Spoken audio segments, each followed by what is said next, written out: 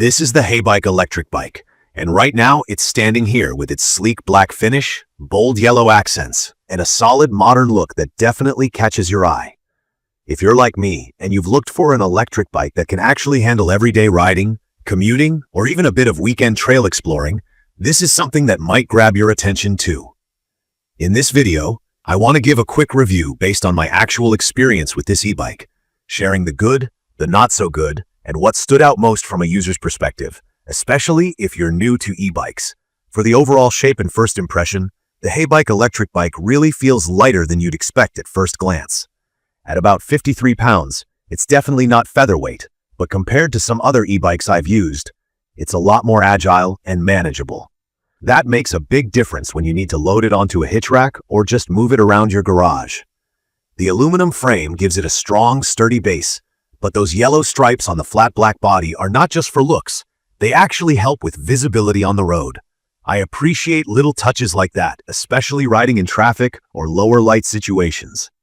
The tires are 27.5 inches, kind of what you'd expect on a modern mountain bike, and they're about 2 inches wide. That size gives you good balance and grip, but it also keeps the ride smoother when you're not just on sidewalks or nice roads. I've taken it both on pavement and onto a few gravel trails, and honestly, those bigger tires plus a front suspension fork really help eat up small bumps and keep the ride comfortable. I was a bit skeptical about the front suspension because sometimes entry-level bikes skimp in that area. But this one is lockable. You can adjust it for firmer or softer rides, which is great if you want to switch between paved and rougher surfaces. For anyone who doesn't know, suspension on bikes helps absorb shocks from potholes, curbs, or trail bumps and makes your ride less jarring. Turning to what it's like to actually ride, I'd say Heybike nailed the essentials. From my experience, the seat is well cushioned and adjustable, and I had no trouble finding a comfortable position, even on longer rides. I'd recommend this for anyone around 5 foot up to about 6'2" or so. I had a friend close to 6.5 feet tall try it out, and he still felt pretty comfortable. The controls are pretty much what you'd guess if you've seen any other electric bikes. The LCD display in the middle is bright and easy to read, showing your speed, battery percentage, assist level, and odometer. You just hold the main button to turn the bike on and switch between 3 levels of pedal assist. For anyone new to e-bikes, pedal assist means the bike's motor gives you extra power as you pedal. The higher the assist, the less work you have to do. A really great part for me is the throttle on the handlebar, which means you can actually ride this bike without pedaling at all if you want. That's a big perk when you're tired after a long day or just want an easy ride home. The bike is rated at a top speed of around 22 miles per hour, and I found it can definitely get up there rather quickly, especially on flat ground. The 750-watt peak motor is powerful enough for city commutes, and even riding up steeper hills doesn't feel like a struggle. The battery is 480 watt-hours, which technically delivers up to 40 miles per charge.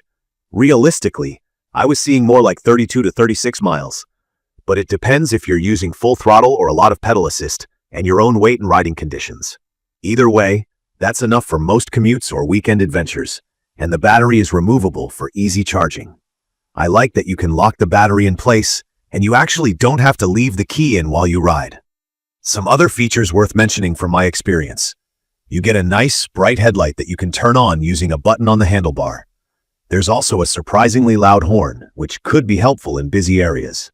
The 7-speed Shimano gears shift smoothly and give you enough range to tackle hills or pick up speed on flat ground. Now, getting into what I like most about this bike. The first thing is its versatility and comfort. It feels light and agile, and while it excels on paved streets, it does surprisingly well on dirt or gravel trails. The pedal assist and throttle are smooth and responsive, which gives you a lot of control over how much effort you want to put in. The display is very user-friendly, and the whole bike just feels like it was built with the rider in mind. I found the battery life to be reliable, and charging was straightforward. Mechanically, the disc brakes on both wheels actually worked better than I expected. They're quiet and stop the bike quickly, even going downhill. I'm also a fan of how quick and painless it was to assemble. About 90% of it comes ready, and it only took me about half an hour to get it the rest of the way built. The included instructions and online videos made everything super clear. But to keep it honest, there are things I wish could be better. One of the main issues I've noticed is with the front suspension. While it does help with comfort, it's not as smooth or strong as some higher-end bikes. If you're hitting lots of curbs or rough trails, you'll be reminded this is mainly a commuter, not a hardcore mountain bike. The brakes, while pretty good, sometimes needed minor adjustment, especially when I was new to using disc brakes. For a total beginner, expect to spend a bit of time getting them dialed in and maybe needing to tighten them up again after your first few rides. Let's talk about the bike's weight compared to other portable foldable bikes. The Heybike isn't exactly heavy for an e-bike at just under 53 pounds, but it can feel a little awkward lifting onto a rack, especially with the battery attached. If you plan to carry your bike upstairs or load it frequently, just be prepared that it's not like lifting a standard bicycle. Also, battery range is always going to be a real number only you can decide on. And while Heybike says up to 40 miles, this number changes pretty quickly if you use throttle-only mode or ride at higher speeds. Sometimes, the app for settings and adjustments felt a little basic or rough around the edges. Nothing major. It's just not as advanced as some other e-bike brands. For long-term ownership, ordering replacement batteries or specific parts is not as quick and simple as I'd hoped. It's doable, but not instant. In conclusion, from my experience, I'd recommend the Heybike Electric Bike for anyone looking for a reliable, comfortable, and easy-to-use commuter or hybrid city bike. It does a great job of making electric biking accessible, especially if you're not an expert.